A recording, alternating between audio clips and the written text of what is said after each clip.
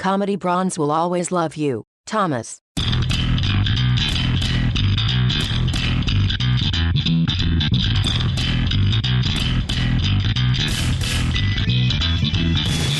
Welcome to Comedy Bronze, episode 15. That is the name of the episode, or that is the number? No, that's just the name of the episode. Okay. The number of the episode. We're back, and we've just been to see Fantastic Four by... Yes, you'll note that unlike for our Ant-Man episode, we haven't done a bunch of predictions before the film and hyped it up. Mm-hmm. Because we were pretty sure how this was going to turn out. Yep. And we were not disappointed, were we, Sean? No, we weren't. It was just as bad as I thought it would be. Perhaps worse. You know, look, it was simultaneously better and worse. Yeah. Than I anticipated. You know what? No, it is worse because it doesn't even fail in exciting ways. It's mostly just really boring. Mm. Yeah, so why don't you tell us about Fantastic Four, Sean? What do you want a plot rundown, or do you want the bits and pieces that I've read about? A rundown of the film we just saw. Okay, cool. If you could. So, scene the first. They open with young Reed Richards being a nerd at school, being made fun of because he's a nerd at school. Nerding it up. And his teacher is that one asshole teacher who is weirdly unsupportive of his students' ambitions that you always get in films like this. Yeah. Yeah, he just doesn't want to support the dream of a 10-year-old boy.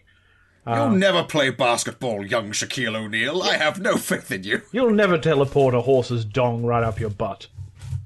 Reed Richards? He tells young Reed Richards that his dreams of being a super scientist are baloney. Yep. And he is doomed to failure and mediocrity. Yep. And then he makes a friend in Ben Grimm, whose parents own a junkyard, which miraculously has a power converter that they'd let him take. So I don't think they let him take it. I think they filched it. Okay. I would assume that all the people who were friends with his older brother who were lounging around in the junkyard would have maybe asked him what he was doing. That's the power of editing, Sean. You don't have to worry about the connections between those scenes because they just cut from one to the other. And then it all makes sense. Yeah, okay. So they go back to Reed's house where they plug in the power converter to something that looks like it's using the memory of like a jillion Nintendo 64s. Oh, no. That is a cluster computer built out of Nintendo 64s. Yeah. It's fantastic. That is the coolest thing in this movie. Yeah, it is the coolest thing in this movie. But it also raises a number of worrying questions, like, what year is this set in? There's a bit later on where you see a file on Ben Grimm, and it states his date of birth, which is 1986. So we can assume it's in the late 90s.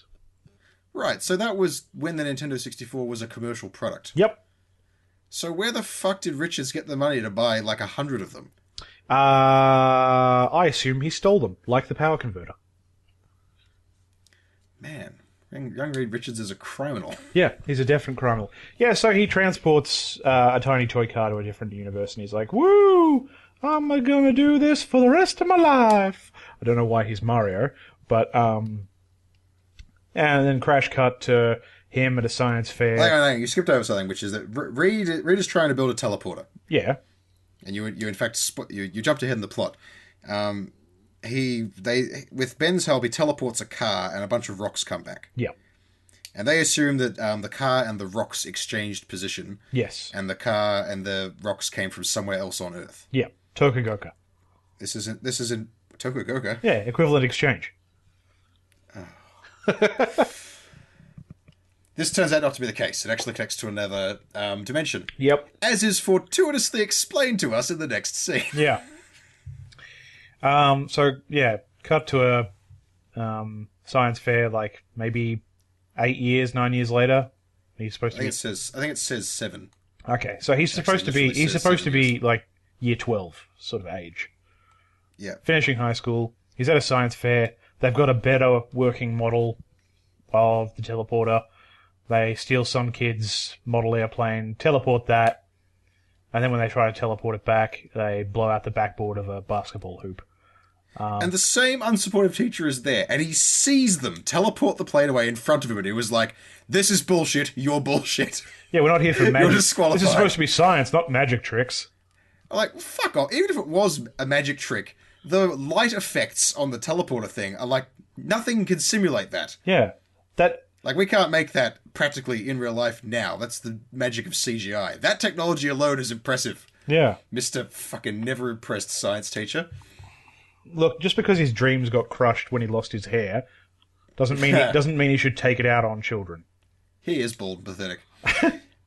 So anyway, I'm just going to take over and speed things up. Yep. Because I want to get through this really quickly so we can start talking about all the juicy horribleness. Yeah.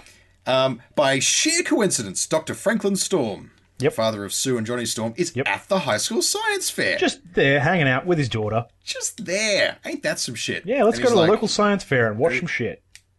He's like, "Hello, young man, whom I've never met before. The thing you've just done is directly related to the thing I've been working on, which is transporting crap between dimensions. What a coincidence! Why don't you come work for me?" Yeah. I'm surprised someone didn't just sarcastically say, "What a coincidence!" And then they go build a big version of the machine. Johnny Storm, Victor Von Doom, who is in this film. Yep. Ben Grimm and Reed Richards all go to the other dimension. They get powers and come back. Yep. Sue is just near the portal. She gets powers. Mm-hmm. Then nothing happens for a really long time. Oh, Von Doom gets trapped in the other dimension. Oh, yeah, Victor gets trapped in the other dimension. They all think he's Victor dead. Von Doom. And then he comes back, and then they have a fight, and then they go to the dimension, and they kill him, and then they come back, and that's the end. Yeah. That's basically the entire film. That's the whole film. It is way less interesting than I made it seem. Yeah, it's incredibly interesting. There are huge portions of that film, and I was thinking about it more on the way home, where there is no dialogue. Yeah, and even when there is dialogue, it's like nothing. It's full of these... Hang on, I'm going to step back a bit. You're right. It is weirdly lacking in dialogue. It's like the first... No, it's like the third Harry Potter film. Yeah. Prisoner of Azkaban. Yeah. Maybe the fourth one. One of them is weirdly lacking in dialogue. There's just tons and tons of silent shots of nothing happening. Yeah. The director of this film, whose name I've now forgotten. It's all right. I've got it here. The reference material. John something. Josh Trank. Josh Trank. Trank. Put out a tweet the other day. Saying basically, so I don't know what happened to the version of the film that I saw a year ago. Yep. But that thing in cinemas is not it. Yeah, I've got the direct tweet here. A year ago, I had a fantastic version of this, and it would have received great reviews. You'll probably never see it. That's reality, though. On some level, I'm tempted to just go, sour grapes. He's mad because his movie sucks. But, on the other hand, I'm siding with him. He's probably right.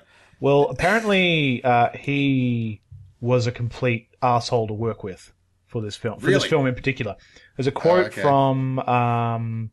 There's a quote on ScreenRant.com about the film that they've gotten from a friend who had worked on the movie, or a guy whose friend worked on the movie. A buddy of mine was on the source. Just give us the quote. Yeah, a buddy of mine was on the crew. Trank showed up to the set late or so high he couldn't speak almost every day. Some days he didn't show up at all. He treated the crew terribly. He trashed the house the production company rented for him. And from what I'm told, he did a couple of $100,000 worth of damage.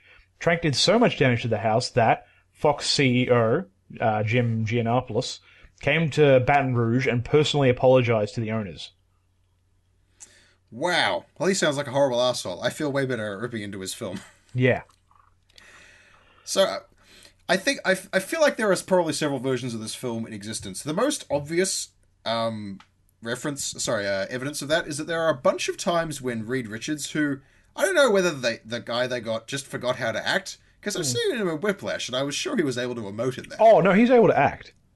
But there are all these times where he just says a line like, "Doom is the source of the thing. We have to destroy him in order to win." Watch out, Batman! It's like the flattest, did not give a shit delivery. Yeah. That you would expect from reshoots to fill in gaps. Well, I get the feeling... We cut a bunch of scenes here, so we just need you to say what happened so we can catch up to it. I get the feeling that he basically got the film offer for this, and he was like, yeah, all right, well, this will pay for a house. And they gave him a dump truck full of money, and then he stopped caring. Listen, if I saw that script, I would stop caring too. Wait, they want me to say what? Wait, how much money are they giving me? I'm not made of stone, etc. Yeah, exactly. I'm practically no part of the film works. Although the beginning of it is actually kind of interesting because it's a great start. Well, not a great start, but it's an okay start. Well, the start is basically we found access to a parallel dimension that appears to have a habitable.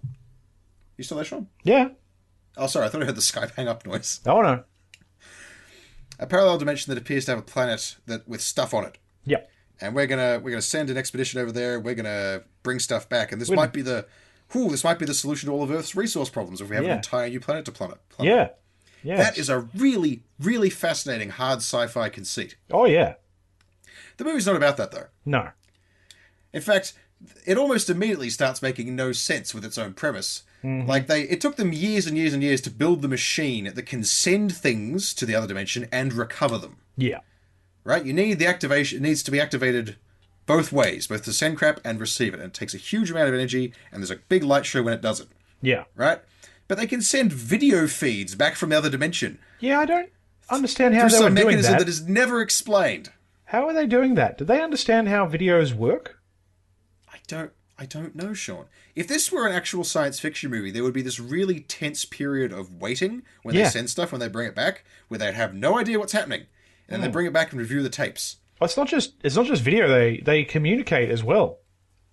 Oh yeah, you're right. They've got two-way communications without the need to fire up the machine properly. Yeah. Like how? What is that? That's crap. You're all crap. Like if they had the portal open constantly and there was a cable running through there, I would say, yeah, okay, you might be able to push video that way. Stargate. We understand Stargate. This all makes sense. That's cool. There's a thing. It's traveling along the thing. I'm okay with this. But this was apparently wireless video, which was dimensional. That shit's amazing. That's cooler than the thing they actually used. Yeah, why have you not patented this and made $1 trillion off it? Yeah.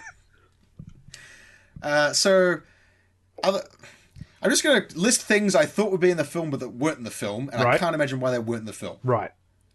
Why the fuck, when they got to the other side, was the car he sent there all those years ago not sitting there in the dust? I know, right? As soon as I know, it was so obvious. Like he even stooped down and picked up some rocks. I was like, he's going to get the car, and then he just has a handful of rocks. And if it wasn't Reed, I thought it should have at least been Ben. Yeah. That would have at least given him something to do. Or even one of the others, like, how the fuck did this get here? Yeah, and then Reed could be like, yeah, experiment back in 97. You're like, oh, that's a callback stuff. Oh, that's so interesting. Missed opportunity. Missed opportunity. It could have been a humorous moment too. Oh my god, this movie so needed moments of levity. Oh yeah. It is so boring and so serious. Yeah. And also no one expresses any emotions ever. Nope. It's like a bunch of wooden blocks talking to each other. The best scene is when Victor Von Doom, Reed Richards, and Johnny Storm all get drunk. Yeah. There are sarcasm quotes around this, right? At one moment, they're drunk and they're talking about stuff, and then immediately, when they began talking about plot-critical information, all traces of inebriation vanish from their voices. Yeah. And I can see the guy who plays Von Doom, who I will forever think of as Johnny Quid, even though that's not his name. Yeah. He tries to keep it going for a couple of lines and sees that no one else is bothering and then just gives up. I saw an actor give up in the middle of a take that they put in the final film. Yeah, and 30 seconds before he gives up, someone makes a your mama joke. Oh, yeah, it's like it's cutting edge of comedy. It's as though the people responsible for this film had humour described to them, but had never seen it in person. No, God no. No, wasn't what I wanted to talk about.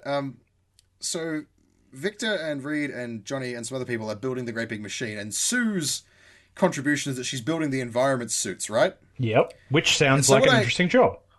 Yeah, it actually sounded really interesting. So I expected to see a montage where she sent crap to the other dimension and then brought it back to see how it was damaged. Yep. And build a suit to deal with that kind of thing. And so there would be a point about how the crap that gave them their powers would be some unprepared for eventuality because stuff. None of that happened. There was just a montage where she built some environment suits. While listening to music, which helped her think. While listening to music. Because it helps her think. Oh my god, that fucking moment. Pattern recognition. There's a bit early in the film where she says that her speciality is pattern recognition in a flat monotone with no hint of joy or anything. Yeah. And then later in the movie, no interest. And then later on, she recognizes patterns and is able to find a missing Reed Richards. Mm-hmm. I've been talking too long. What made you angry? Well, the fact that, it was cute. It was obviously supposed to be cute that he used, because earlier on they're having discussions, Sue and Reed, about how he liked 20,000 Leagues Under the Sea. And his online handle that he'd been using while undercover from the US government later on, after he got his powers, is Captain Nemo. And I just found it interesting that there probably would have been a way better way to set that up. Well, it was literally the one human trait he had exhibited. Yeah. I liked a book once. I liked a book once, so naturally that would... For starters, why do you need an online handle? For the scrap metal he was after, apparently. Of course, because we see him conducting a transaction with a scrap metal merchant. Yeah. In person. Yeah. I don't even know. In a store that had never seen the internet. Yeah. But that's literally the only thing you know about Reed Richards. He likes 20,000 under the league, 20,000 leagues under the sea. 20 leagues under the Nemo. Under the Nemo. Yeah. And he's smart. That's all you know about him. What do you know about Ben Grimm in this movie? He is made of rocks. And it's clobbering time is something his brother used to say when he beat him. Yep. Wow, that lends that battle cry a whole disturbing extra dimension, doesn't it? Yeah, just like some sort of twisted revenge on everyone else in the world because he can't hit his brother anymore. No, it's more like I see myself as the monster and my brother was the greatest monster of my childhood, so I will speak as he did. Mm. But you know what? Even that is probably putting more thought into it than the filmmakers did. Oh, definitely. What else was dumb? Well, okay, there's so much wrong with this film. Nothing works. I'll just say that. Absolutely nothing works. CG is garbage. The effects are weirdly awful. Like, they nailed that nice little light show for the machine. That looks fine. Yeah. But that's not hard. No, it's look, basically, every power in this movie looked better in The Incredibles. Yes. Well, every power in this movie looked better in the other two Fantastic Four films. Yeah, that's the most worrying one. Actually, I think The Thing looked pretty decent. In this one? I didn't really mind The Thing. Yeah. Mr. Fantastic's stretchiness looked awful. Sue's force fields looked like crap. Yep. Human Torch was kind of acceptable because he was mostly at a distance. And he was definitely on fire. It was 100% he was on fire. Tick that box right there. On fire. The film is actually even worse than I thought it would be. Remember, like 2 years ago, when they said they're reimagining everyone as like... Because everyone's really young now. Reed Richards is supposed to have silver in his hair. He's really old. Yeah. He's like 40 or something. That's incredibly old. Well, I actually liked how they did that in the... it was super duper cheesy in the Fantastic Four films from the early 2000s. But remember, he gets the silver in his hair because of the accident that gives them their powers? Yeah, I thought they might do that. Yeah, but that's because they cast someone who was younger than Richards would be in real life. Yeah. And so they had to put it in somewhere to make a joke. Oh, they made a joke about it, Sean. That's incredible. Yeah. Like, at least those other films didn't take themselves very seriously, because they really didn't. This film takes itself completely... It has so much... It thinks it has gravitas. It's like, guys, it's getting serious now. Like you wouldn't believe. Yeah. Yeah, because we're trying to deliver an environmental message, but we only decided we were going to deliver this environmental message a third of the way into the film. So it's not going to be what the main character's reason for doing this is. But that doesn't matter, because that's the message of the film. A couple of years ago, when they were talking about how they're updating people, and they were like, Victor Von Doom would be like an angry blogger who's like a member of Anonymous and stuff. And the thing I had in my head, a Victor Von Doom vengeful blogger, is so much better than the Victor Von Doom we got in this film. I've said this at length. If the villain of... I haven't said this at length. I've said this in a single blog post that most of you haven't read. But, if your villain is not enjoying his job at least as much as the Monarch from the Venture Brothers enjoys his job, throw that villain back and get another one. Or Krabopolis Michael. Yeah, he loves his job. Oh, here I go killing again. Here I go killing again. Doom in this doesn't... he never raises his voice. He never expresses any emotion other than, I'm going to kill you all now. I mean, He is the premier scenery-chewing, speech-making, egomaniacal lunatic from the Marvel Universe. He is the ingredient that has been missing ever since Loki went out of the films. Yeah, well, I mean, but the thing is, and it's like you said when we were walking out, they are literally just trading on the Marvel Studios name. Yeah, they're trading on the goodwill generated by the Marvel Cinematic Universe. This film is atrocious. Yeah. It's a train wreck, but it has Marvel written on it. Yeah. And so, even despite its appalling reviews, people are still going to see it. Yeah. People who aren't just, watching in horrified fascination like us. No, I want to talk about, so Doom is all wrong, obviously. Okay. Costumes. All right, I appreciate... before you start about costumes, let's take a quick break. Execubot Online. Running idea_generator.exe. Ideas generated. Listing ideas. Indiana Jones and the Immigrant Scourge. Adam Sandler burns a trash barge full of money and laughs. Forrest Gump meets the United States Eugenics Program. King Kong 2. The real monster was Mothra. Remake Benjamin Button only backwards. What a twist. The Care Bears go to Baltimore. Remake Fight Club. With Gary Busey. Remake Ghostbusters and the ghosts are aliens and have weird noses. Here's a good one. It's just the theatrical cut of Saving Private Ryan with the actors' faces replaced by demographic charts set to a soundtrack of cash register chimes and muffled screams. When I sleep, this is what I see. A torrent of money pouring from the ruptured pockets of the human filth that clog my perfect world with their stink and their noise. I hate you. I hate you all. Have an X-Men movie about fucking Cyclops. Nobody gives a shit about Cyclops. I hope you all choke on your popcorn, you lurching piles of wank exhaust. Start rebooting Spider-Man. I will tell you when to stop. And we're back. We are back indeed. So, costumes, briefly. Yes. I appreciate that Doom got to keep his hood in this movie. Oh yeah, hood's a big thing. But which I don't think he got in the other Fantastic Four film. But he had the hood. He did have the hood? Yeah. But it did look super ridiculous. Oh yeah. It looked like someone had taken up a torn up bedsheet and just draped it over his shoulders. No, it looks like he had a hula hoop inside the seam of it. It's like he was wearing a hula hoop around his face with a hood hanging off it. Yeah. I'm a ghost. And he's indeed a ghost. Yeah. And I know costumes for superhero movies are difficult because superheroes wear silly costumes. Yeah, basically. And actual human beings look terrible in spandex. Oh yeah. And a lot of costumes, make the assumption that the person inside it never needs to move. Yeah. And like Iron Man. Iron Man's suit wouldn't be at all practical. It would probably just lock up or have tons of vulnerable points. Getting a seamlessly moving, suit of metal on a person is really difficult. Yeah. So I understand that some compromises have to be made. Yes. Like, the aesthetic of the X-Men costumes, for example. Yes. In the early 2000s movies. Yeah, just all leather suits. But Doom in the comics is completely adaptable to real life. He is a large guy. Yep. This is important. Doom's a big dude. He is a big dude. He is tall and he is broad of shoulder. Yes. Broad of shoulder. Yes. He is an electrician. Yes. And he's got a suit of armor. Yeah. He's not like covered in an armored skin, which he is in this film. Mm-hmm. He wears a suit of armor. He looks like an animate suit of armor with a creepy-looking iron mask and a big green robe hood thing on. Yep. That is a look that is totally doable in a practical way. Definitely. And would look, intimidating and cool. But instead they went for this. They kept the hood, but he's a little skinny guy. Yeah. And so that completely overshadows him and he just looks silly. Yep. None of it really works.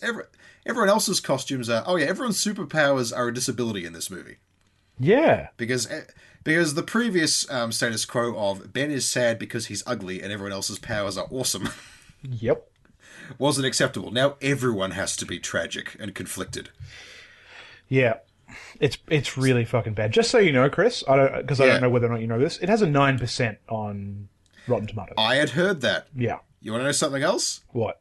Pixels, the latest cinematic con job from Adam Sandler, is rated 18% fresh. So it's at least twice as good as Fantastic Four? Minimum. Minimum twice as good. So you're saying that I would actually feel okay with having spent my money on Pixels as opposed to this? No, I think you'd probably still hate yourself, but just fractionally less. The quotient would make more sense of hating yourself. So because everyone's superpowers are a disability in this version, Sue has a magic pair of pants that make her not constantly invisible. Yep. Johnny Storm has what looks like a jumpsuit with bits of a barbecue. It's not even a jumpsuit. It's clearly a wetsuit. Yeah, wetsuit with bits of a barbecue glued to it. Yep. Which allow him to turn his fire on and off. Yep. And Richards, who went AWOL, had to make his own suit. Mm-hmm. And his stretching powers are uncontrollable, basically, so he's constantly stretched out. But thankfully, his arms are held in place by what looks like 2 hockey straps and a bed spring. Yep. So I've been doing a little bit of research in the break there. Yeah. And apparently there was a lot of studio interference. I'm not surprised. Yeah, so there's a quote here. Some who worked on a film say Trank was driven to breaking point by the studio, which delayed casting and script approvals, slashed the budget by tens of millions from what was originally promised, and tried to force last-minute changes to the film just as principal photography was beginning, creating confusion and stress from the get-go that often boiled over among department heads trying to put together pieces of a movie that was still in flux. Well, you can definitely see that in the finished product. I think there's a total of 2 shots that are outdoors. Yep. No, there's 3. There's an overhead shot of Reed in a car, and there's an outside establishing shot of his shack in the woods, and then there's a brief fight scene in those woods. Yeah. Everything else is clearly shot on a soundstage. Like they didn't go out, like, compared to the first Fantastic Four movie, which includes a scene on a bridge in rush hour in New York. Yeah.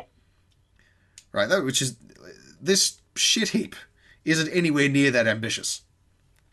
Yeah, I can't believe I'm speaking favourably of the first Fantastic Four movie. It's so bad, just so everyone knows, it's so bad that it makes me want to go back and rewatch those first 2 and be like, yeah, these are good. Yeah, even Rise of the Silver Surfer. Yeah. Even that is probably better than this. Because the thing is, much as I've had problems with superhero films in the past, I wanted to like those 2 Fantastic Four films. I knew as soon as they announced this film that it was going to be shit, and that I didn't want to like it. I don't know whether I'm justified in not liking it. Well, it is bad. It helps that it's really bad. It helps. It makes it easier. Apparently, more on the Fox dicking around stuff. Here's another quote. Days before production began, Fox came in and made him pull 3 main action sequences out of the film. I was also told that the ending of the film was not even Josh Trank's, that at some point they hijacked the editing bay from him to the point where the edit of the film was done without him. Yesterday, both Christian Harloff and I spoke with another source, this is a second source, that confirmed everything we had heard from my first source. Fox had essentially put out a film that was not the film that they had originally sat down to make. I made some calls to some friends of mine, filmmakers who had done business with Fox, and I just ran some of the facts by them that I had been hearing and said, does this sound consistent with your experience with Fox? And they said, you have no idea. And then they proceeded to tell me a lot more stuff. I feel confident enough that I've heard this from enough places, enough reputable places to tell you this. The film that we saw in Fantastic Four was not the film they were supposed to make. It was not the film that Josh Trank made. Send me the link to that and I'll put it in the show notes. Yeah, definitely. So that's over at screenrant.com. I go there every now and again whenever I want some info about movies. These guys generally know what they're talking about and they do a lot of research on it. And their reviews are generally pretty good too. So if you get a chance, read the article. I assume you just sent that. That was Skype?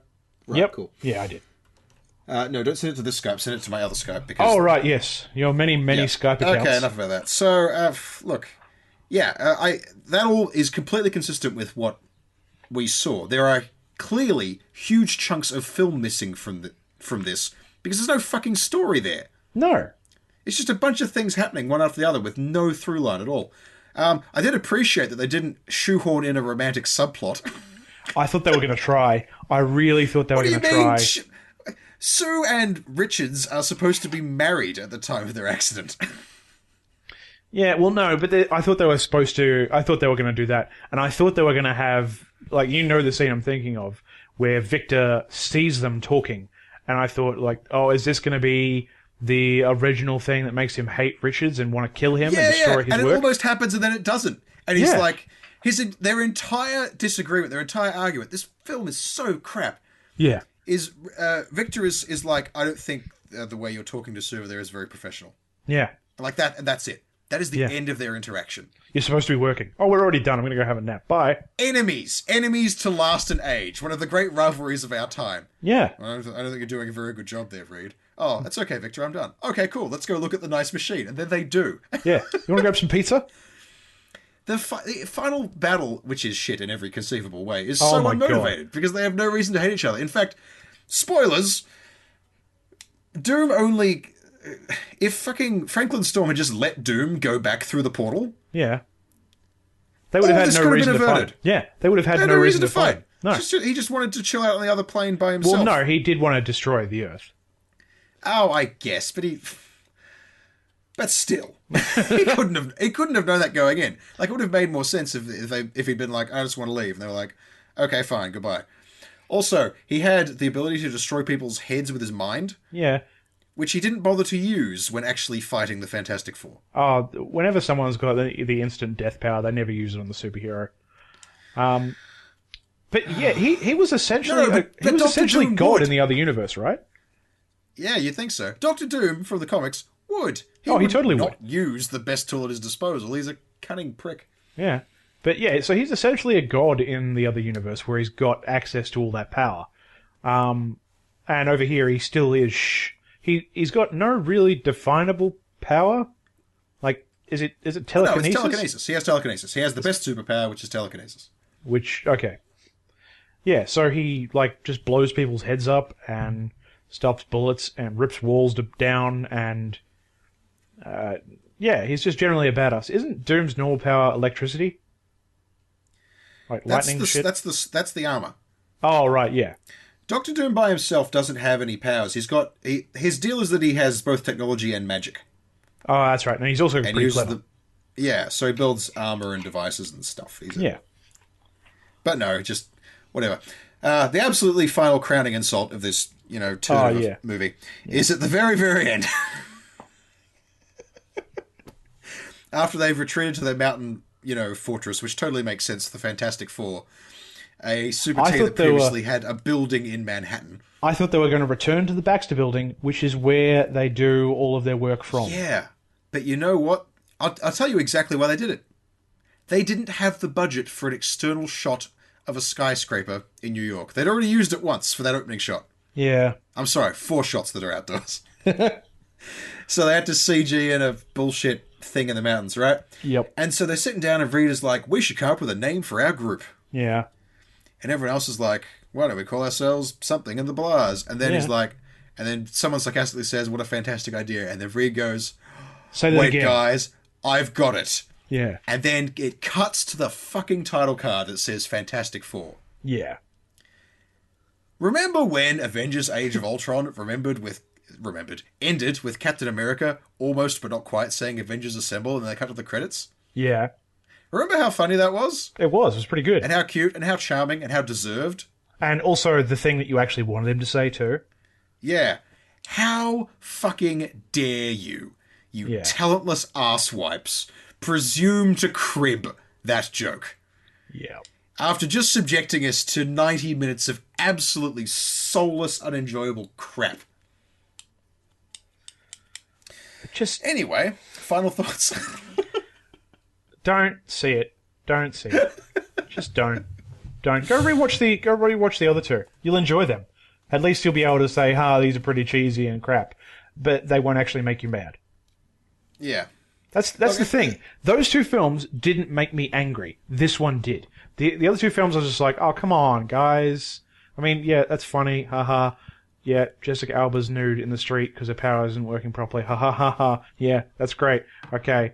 But, I mean, Galactus is supposed to not look like that. Galactus is an evil clown. I don't care. Stop talking about the Fantastic Four. Topic over. Something else. All right. Well, didn't you have another topic that you wanted to talk about? I did. I remembered what I was going to talk about last week but forgot to when we were talking about emulation. All right, well, let's go on. Sean, do you know what Bink Video is? Well, you told me earlier it was a thing that I'd seen every time I loaded up a game in the last 10 years. Yeah. And I do realize that I've seen that logo a lot. The title card for every AAA game made since, about 2000 has Bink Video on it. Yes, they do. And the reason for this is really interesting. Okay. To people who care way too much about this sort of thing, like me. Right. I don't know if you've ever tried... Well, yeah, I know for a fact you have. Right. When you try to get old games working on modern PCs... It's sometimes a real bitch. It's sometimes a real bitch, and they often fail in weird ways. Yep. The first time I noticed this is when I tried to play Final Fantasy VII... Right. On, I think, a Windows 2000 PC. Right. And I discovered that the intro cinematics play upside down and back to front. Okay. Yeah, every cinematic in the game plays in basically mirrored. That's weird. Yeah, it is weird. Do you know why that is? No, tell us. Hang on, I'll continue. Okay. There's another game called Grandia 2, which I have an old PC version of, right? Where the same thing happened, and I've had other games where cinematics like play not at all, or play without sound, right? Or play only sound, right? And the reason for this is all of those cinematics play using things that were present in the version of Windows that the game was developed for, which is not present in the version of Windows that you're playing it on. Right.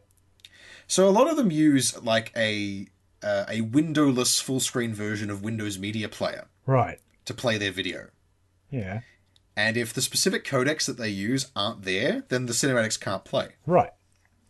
So what Bink Video is basically... The first time I encountered Bink Videos, which is not a thing you see a lot of, is... No. You remember PC Power Play? Yeah. Did you ever buy a PC Power Play? I myself never bought them, but they were bought for me by other people.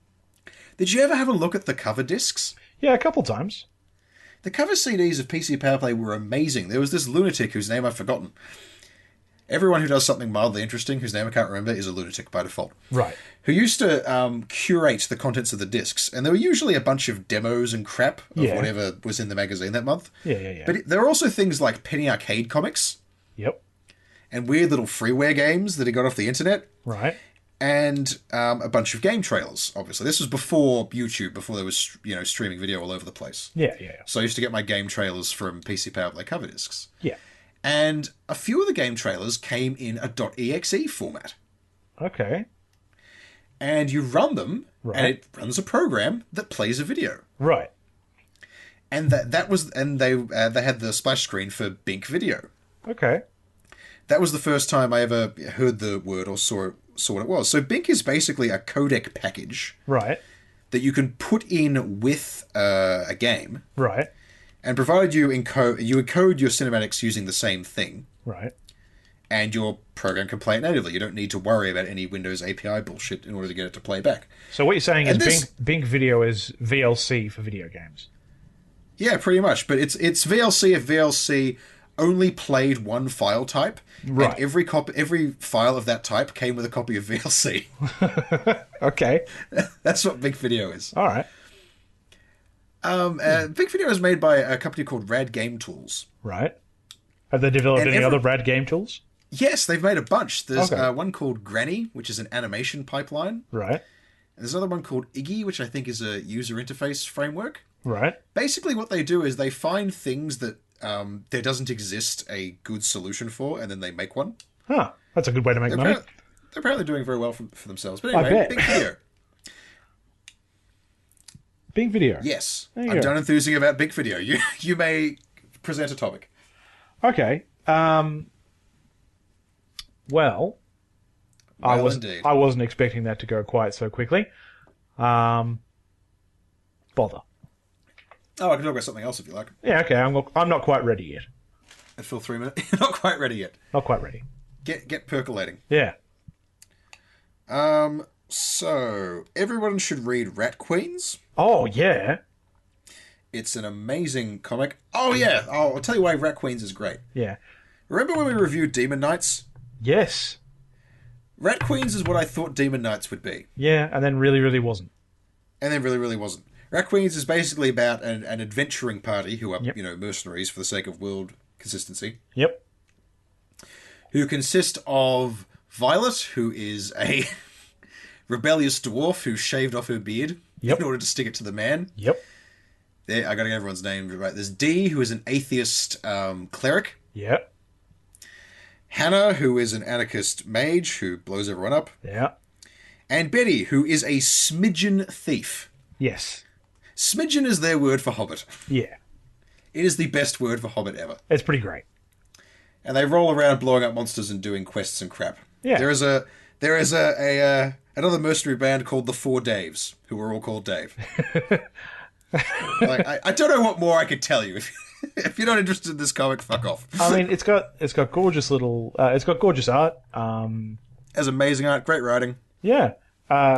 Very interesting character development. I mean, I've only read a couple of issues, and you've read the first 2 trades? I've read all there is. There's 2 trades that exist. Yeah. Okay. Everyone has awesome backstory and reasons for being there and doing things, all of which is explored. It's really quality stuff. Yeah. So if you're looking for a fantasy comic or a comic with tons of violence and swearing in it, check out Rat Queens. It's really good. I can't recommend it highly enough. Yeah. How much is the trade? Oh, if you shop at All Star Comics in Melbourne. Yep. The first trade's about $16. Oh, there you go. The second one is about $22, I think. All right, cool. They're quite cheap. I'll stop playing with this. You can probably hear the clicking on the soundtrack. Yes. Well, you could have told me. Well, it's never good to interrupt you when you're talking.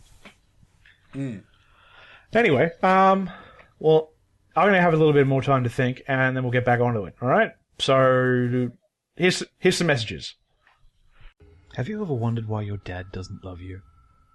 Have you ever wanted to know why your partner can't look at you during your furious bouts of lovemaking? Ever thought about the reasons everyone at your place of employment looks at you with equal parts disgust and horror? Well, forget all that shit and try some crystal meth! Shove your reports right up your ass, Catherine. And Becky, I've always hated your whore of a mother.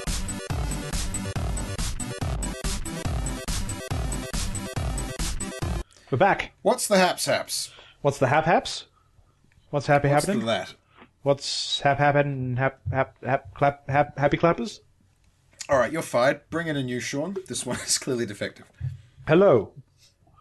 Oh, is that you, new Sean? That is new Sean. I've shined your shoes. Thank you. They are. Indeed. I've eaten your shoes. Okay, they were runners, and I'm not sure how you shined them. Did you bring a topic? That other Sean was rubbish at topics. Yes. I wanted to talk about how delicious shoes are. Okay. How delicious are they? They're not too shabby. No, the thing I actually wanted to talk about was during the week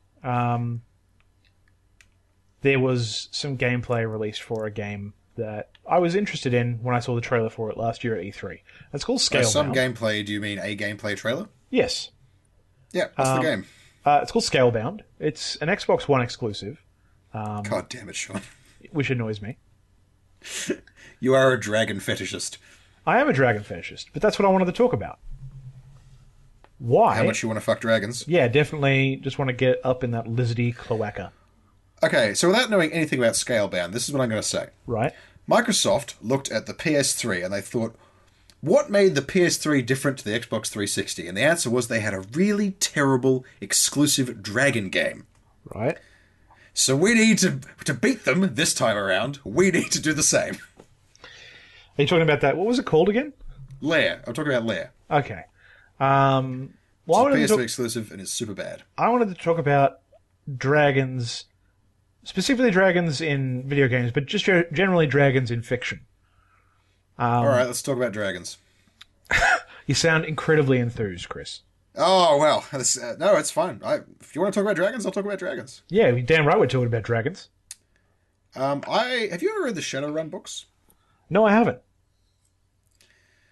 Shadowrun books are not actually very good, I don't think. Right. It's always difficult to evaluate things from your adolescence. Yeah, because when you're young, you're stupid and you like things that are stupid. Yeah, pretty much. But Shadowrun is basically set in a cyberpunk world where fantasy elements invade. Right. So there's elves and orcs and there's dragons. Right. and dragons sort of strut around in human guise. Right. And all the dragons you meet are like, tycoons or crime bosses or something. Right. So they're sort of... They're doing the traditional dragon activity of building a giant pile of gold and sleeping on it. Yes.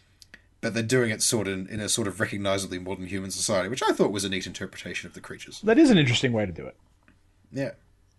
But what I was going to talk about is the fact that, and it wasn't really until I properly thought about it when I saw the Scalebound trailer last year, and then I was reminded of it during the gameplay. I like it. I really like it when dragons aren't the enemy. I really like it when dragons are either your friend or you are the dragon. So we've actually had this conversation once before in, I think, the Skyrim episode. Yeah. And I'll say what I said then, which is that you need to play Dragon Order of the Flame. Okay. Where can I get one of those? It might be on Steam, I'm not sure. Okay. Why? What's it about? I can't remember. It's about a woman and a dragon, and they share a bond, and they fly around and fight things and breathe fire on them. Right, okay. Well, that's kind of what Scalebound is about. Yeah. Main character is let's just call him Jeff. Jeff is from our world, and he gets pulled across into a fantasy world. He's this mid-20-year-old, and he runs into a dragon, who we will call Kevin. And Kevin and Jeff decide to go... The Scaly Adventures of Jeff and Kevin. Yeah, the Scaly Adventures of Jeff and Kevin. Jeff and Kevin decide to hang out and be cool buds. And Be cool buds, and rad awesome times happen. And for some reason, Jeff starts getting like a scaly arm. Like he gets like a dragon arm, which is cool. And he can use the dragon arm to do dragon-type powers. But he also has his headphones that he brought from our world. So he can do dragon. Sorry, what are you saying about headphones? He's got headphones. So he's got his sweet tunes for when he is fights and stuff. You are making this up. No. You watch the trailer, you can see him put his headphones on. They're obviously Bluetooth headphones. They look like a futuristic version of like Beats by Dre. Oh god, so it's like, it's time to rumble, and fucking Welcome to the Jungle starts playing. Yeah, like you can hear like the distorted tinny techno that he's listening to, like electronica that he slaps his headphones on, and then jumps into the fray. But like even in that the tiny cinematic at the start of the gameplay trailer, the dragon, which can't speak a human language, has more character. A human. Sorry, stop interrupting. Carry on. Has more character than any of the and more emotion in its scaly face than any character from the Fantastic Four. Well, yeah, but so does my shoes that you just ate. Yeah, they were delicious, by the way. Delicious and better characterized than Reed Richards. Yeah. Like they arrive at this battlefront, and then Kevin knocks Jeff off his back, and then laughs about it. Okay. Yeah, but I like it. It sounds very How to Train Your Dragon. Yeah, but and I love How to Train Your Dragon. I think it's a fantastic film that gave me all the feels that I didn't think I would expect to have in a film about a boy taming a large flying lizard. Penis. But it's things like that and books like Temeraire and the Temeraire series, which is, for a quick rundown, the Napoleonic Wars, except just imagine that the Navy isn't the one that's going to cinch the battles for them. It's the fact that who has the best dragons. Must achieve dragon superiority over Napoleon. Yeah. Yes, we must. Britain's dragons are best dragons, so they win. But then it goes on. It's not just about that. That's just how it starts. And then there's also the bad side of that. Like, he looks pointedly over at Christopher Paolini. You know what you did. Well, yeah, Christopher Paolini tried to write the story of a boy and his dragon. Yeah. Tried is probably the operative word in that little description. I think he was trying only in the first one, and then after that he was just like, oh, money, money, money, money, money, money, money, money. There used to be a website called Anti-Shirtagal, I think. Right. Which is a really devoted anti-fandom of the Inheritance books. Right. And that was really funny, and I enjoyed reading it, but it's gone now. I think they all just gave up. Is it because no one cares about it anymore?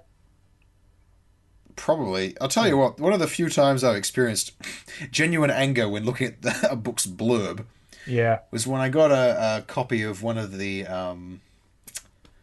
David Eddings books. Oh, yeah. And it had a fucking recommendation from Christopher Paolini on the back. Yeah, I remember that. It was part of one of the Bulgarian books. It was like, are you fucking kidding me? Yep. You are not worthy to appear on the same dust jacket as the great David Eddings. Yep. Paolini, you fraud. But and then particularly from, like, to go back to my original point with video games and dragons, there's a lot of games where dragons are enemies. A lot of games. So many games. Yeah, that's because they're big fantasy monsters that are traditionally fueled by avarice and a lust for virgin flesh. Yeah, and which 15-year-old boy doesn't have that as well? I fail to see what that has to do with anything. No, why can't the 15-year-old boys usually don't want to literally consume the virgins? I don't know. I got pretty hungry when I was 15. I'm sure there's a fat joke in there somewhere. Someone can make it. I can't be bothered. I think you already did, and I have no response to this incredibly strange line of reasoning. Well, World of Warcraft has a pretty well-developed dragon lore, like the various flights and their spheres of influence. Yeah, but it's not the same. It's just like... It's not the same. No. In World of Warcraft, it's just... Well, no one cares about the backstory for World of Warcraft, for starters. And the people who do care about the World of Warcraft backstory are weird. They're weird. They're odd people. Aren't you one of them, Sean? No. Deep down, just a little? No. I know about the backstory, but that's because I played the old Warcraft games. And I guess. And World of Warcraft.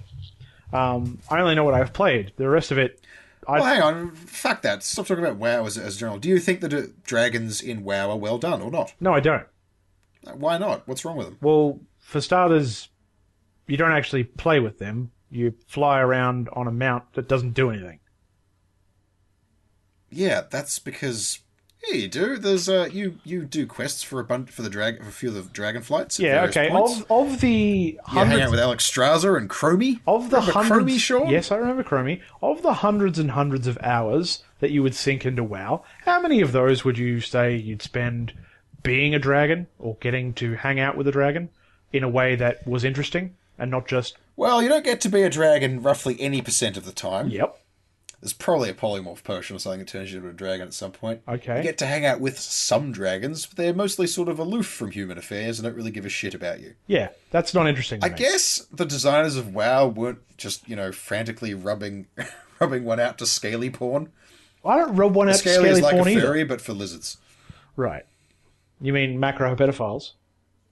Yeah! Oh, there's a word I didn't think we get to use again. Yeah, macro-pedophiles. Are you saying that you really identified with the characters in the first couple of chapters of Crooked Little Vein?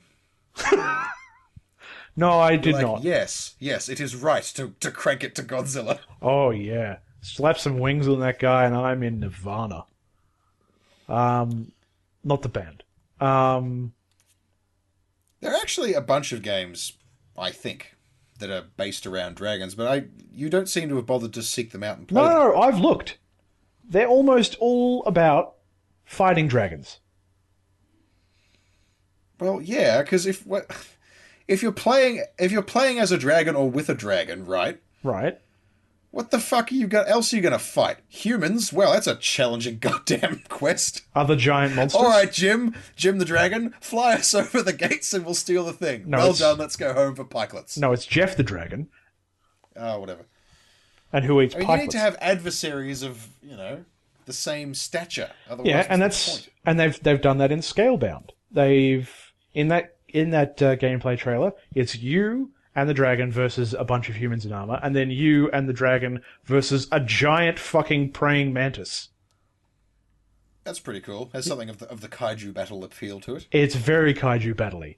Like, basically... Wordsy words. He is going in there, the dragon's going in there, and it's going toe-to-toe with the mantis, and you dart around chopping off its little bits until you can actually chop off one of its legs, and then it burns it to death. You know what I think you should do, Sean? Okay. Here we go. I think we should draw up a list of every video game Right. that has ever featured dragons as ally or protagonist. Right.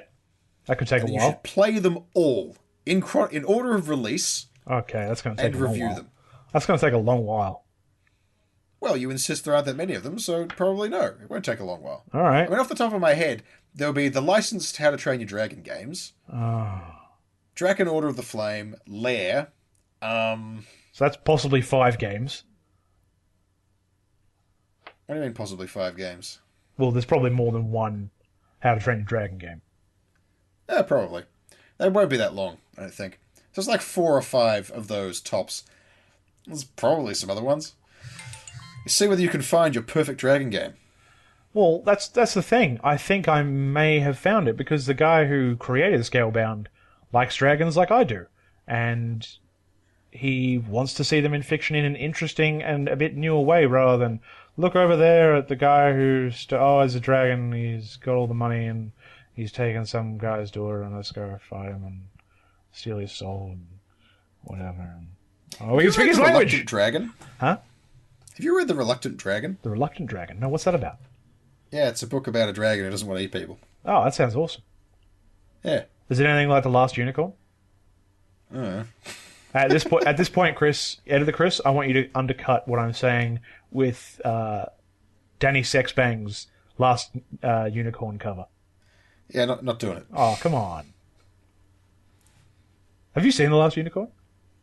No, I don't think so. It's pretty good.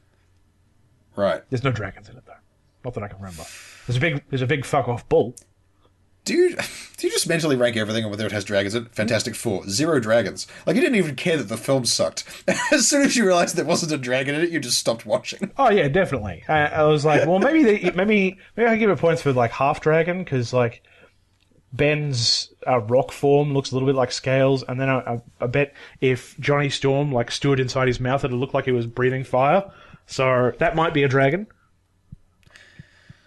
You've given a horrifying level of thought to this. I literally just came up with that thing. I imagine every day you go to work, as the elevator dings open, you're like, will there be a dragon today? Yeah. No. See people Time to half-arse it for another 6 hours. Yeah, I just see people on the street. I wonder if any of these people are secret dragons. I think hardly anyone is a secret dragon. When you get right down to it. Okay. That's gonna be the title of this episode. Reed Richards is a secret dragon. Yeah, okay, cool. Well, I've figured out what my ad bit's going to be about, too. It's going to be about you being a secret dragon? Maybe not me. But definitely Jeff and Kevin.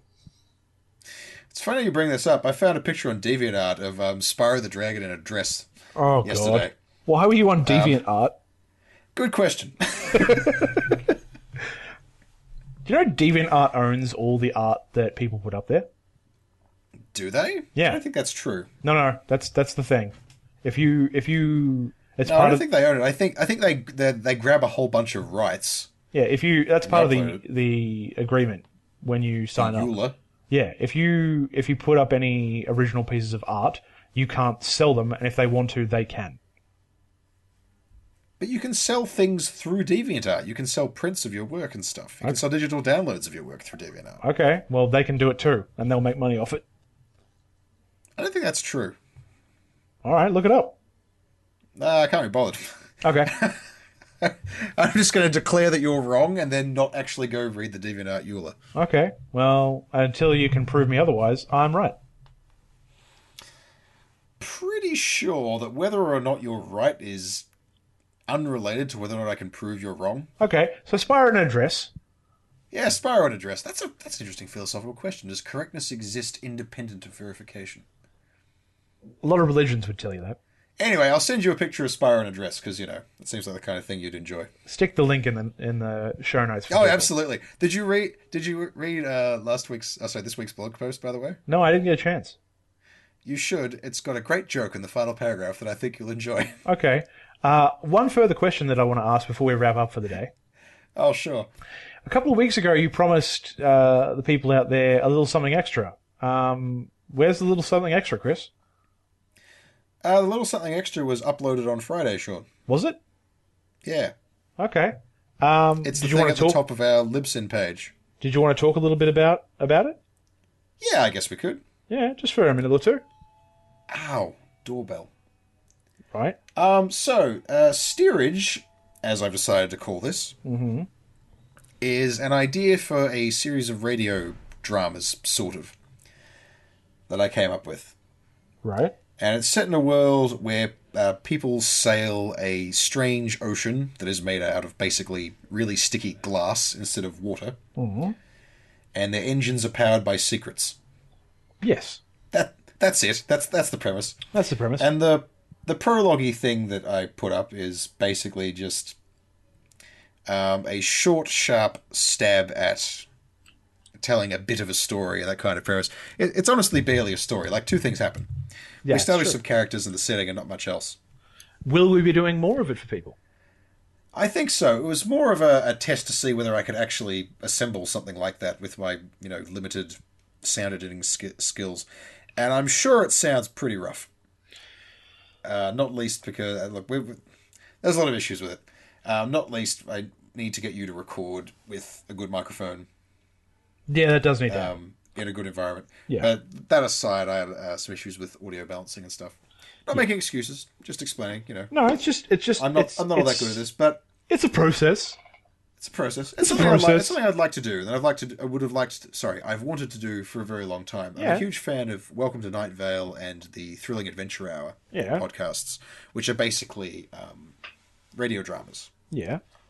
Of various kinds, and I've always wanted to do something kind of like that. Well, I mean, yeah, we can, and we're going to, and I'd like to keep doing it for you. There'll be more steerage to come. Yeah, so if you guys liked it, please let Chris... well, listen to it. I don't think many did. Please let Chris know. And if you haven't listened to it drop yet... us an email at thirdplacejoke@gmail.com. And if you haven't listened to it yet, please go back and download it now, because Chris worked really hard on it. And he deserves for you guys to listen to it. That's right. He does. Okay. So on that note, I think that might be it for episode 15. I've been Sean, the shoe-eating dragon fucker. And I have been Chris, the secret dragon fucker. Oh no, I told you. Yeah. I told you all. Yep. Now everybody knows, and you can't take it back.